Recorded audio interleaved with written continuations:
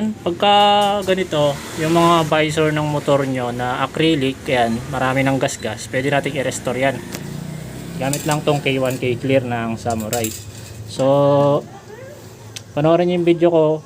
Ginawa ko yan. Niliha ko muna siya ng 1,000. Then, pinatuyo ko. Tapos, pinunasan ko muna siya ng alcohol bago ko lalagyan ng clear. Then, yan, panoorin nyo. Lalagyan natin siya ng K1 K-Clear kung babalik yung dati niyang kintab. So, ngayon, ito, bubuga natin siya ng K1 K-Clear. Tingnan natin kung babalik sa dati niyang kintab.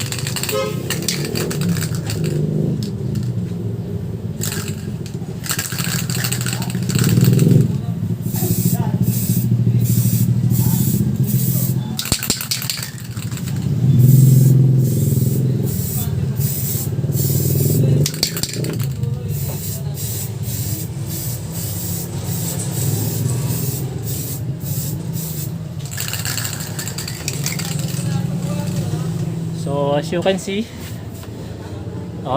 diba, bumalik siya sa dati niyang kintab, pero antayin muna natin siya matuyo.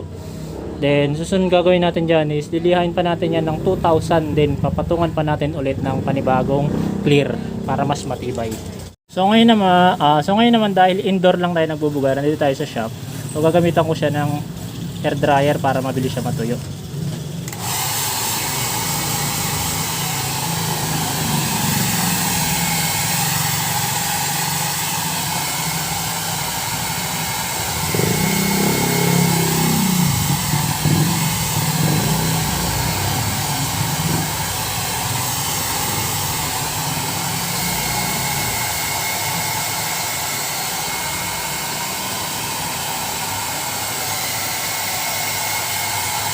Ayan lang kalayo yung distansya pag magbubulo kayo ng air. Ayan.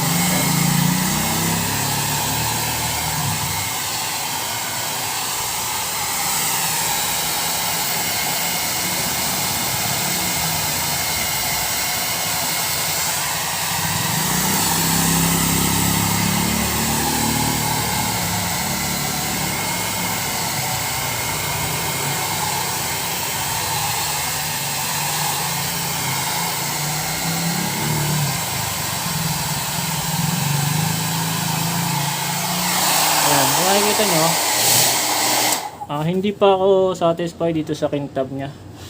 Although makintab na siya, pero mayroon ako nakikita dito na orange peel. So ayan ayan yung mga some problem pag nagpipintura kayo. So basic lang yan, gagawin lang natin dyan. Lilihain ulit natin ng 1,000 kapag natuyo na yan. Then saka natin bubugan ulit ng clear.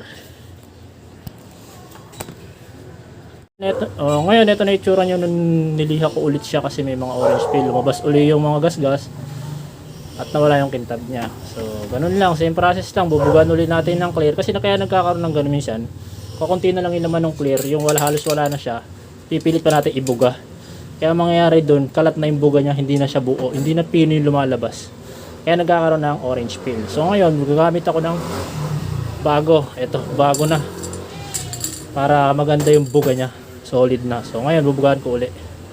So ngayon bubugaan na uli natin siya nitong bagong bukas natin ng K1 K-Clear.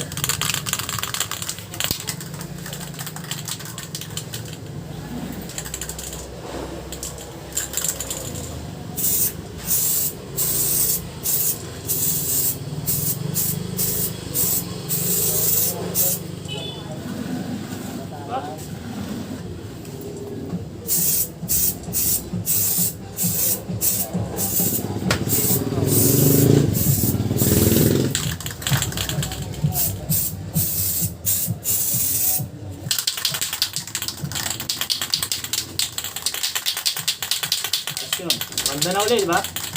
Kumintab na ulit.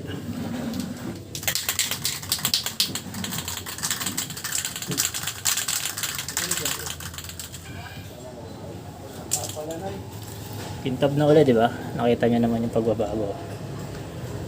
So, ganyan lang guys. Ganun lang process na gagawin nyo para mag-restore ng visor.